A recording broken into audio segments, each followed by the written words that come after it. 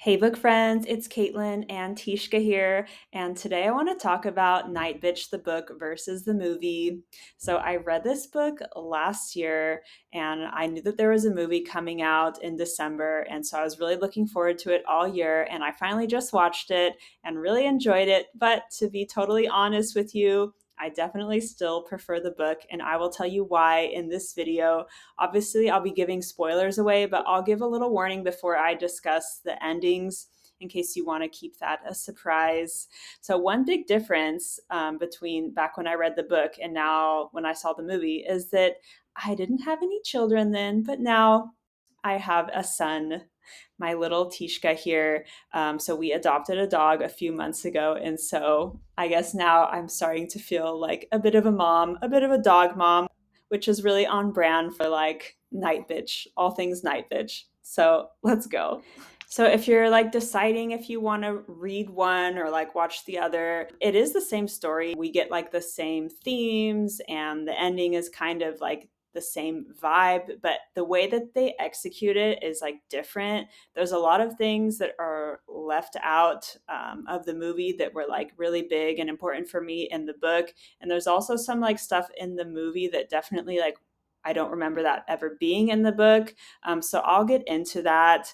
Yeah, I feel like in the book, what drew me to it was that like I'm always really impressed when a book can make me feel like certain emotions, because sometimes I struggle with like identifying with characters, and so I don't care about the story if I don't care who it's like happening to.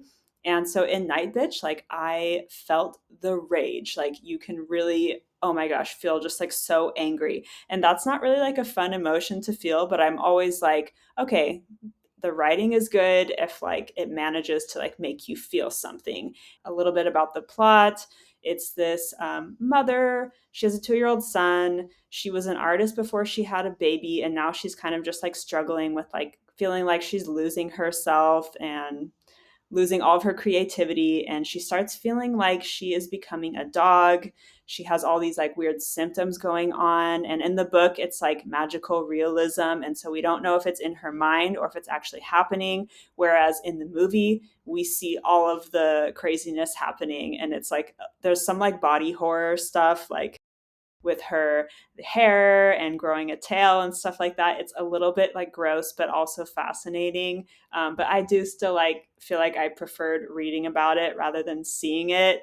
Speaking of like what I preferred, I feel like a lot of the movie that kind of bored me was like just seeing too many scenes of Amy Adams looking like dejected and depressed in various like moo-moos.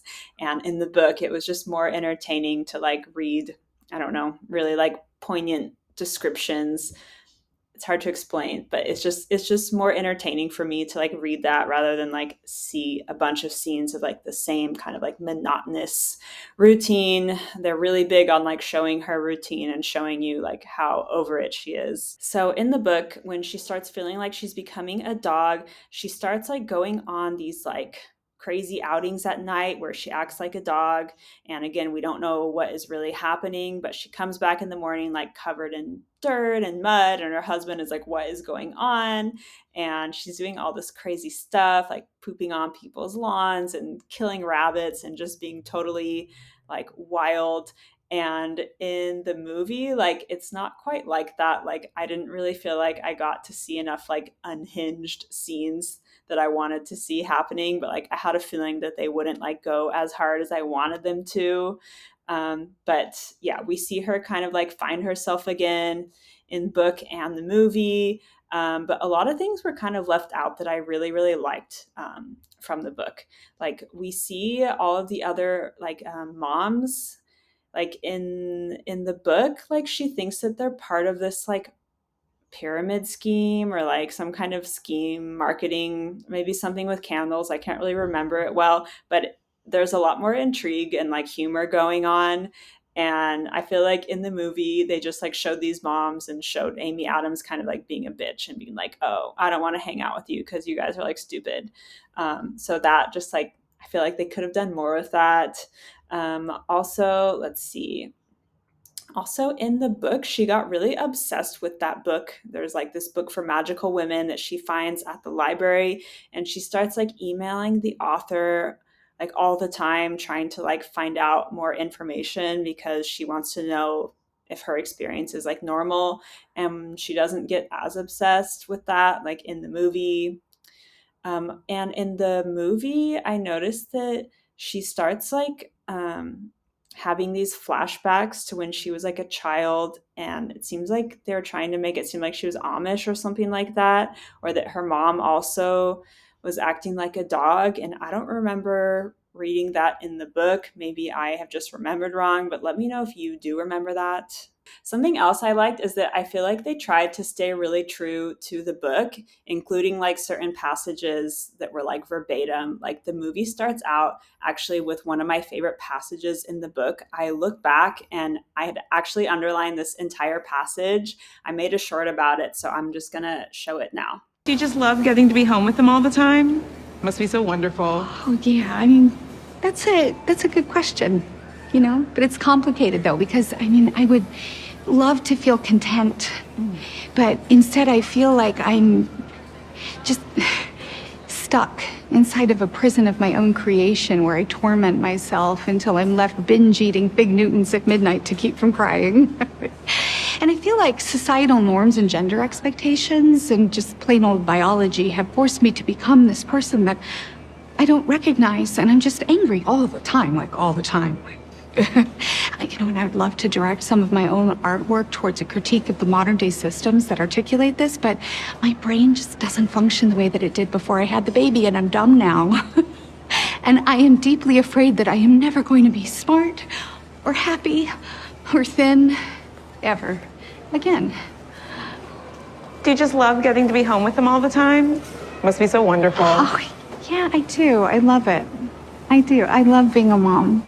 Another line that I really liked was when she's like, "Oh, I could crush a walnut with my vagina." And she actually does shout that line during the scene where she's like at this restaurant. Crush a walnut with my vagina. Okay, well, that's random. So let's talk about the ending. In the book, we see things start to turn around for Nightbitch when she starts like embracing her dog side, and she starts like playing dog games with her son and just like really just kind of starting to enjoy and like get all those creative juices flowing. And she starts working on this like art project again, and it's been like so long since she's like done that, and she feels alive. And so she has this art show at her house. She invites everyone, and she does this like dog performance with her son. And I don't remember really well, but I think she kills like a rabbit or like does something with like bones. What I do remember is that everyone freaks out and like runs away, and it just like ends with her happy ending. Everyone is happy. She's an artist again. She and her son have a good relationship, same with her husband. And in the movie, it wasn't like as crazy as that.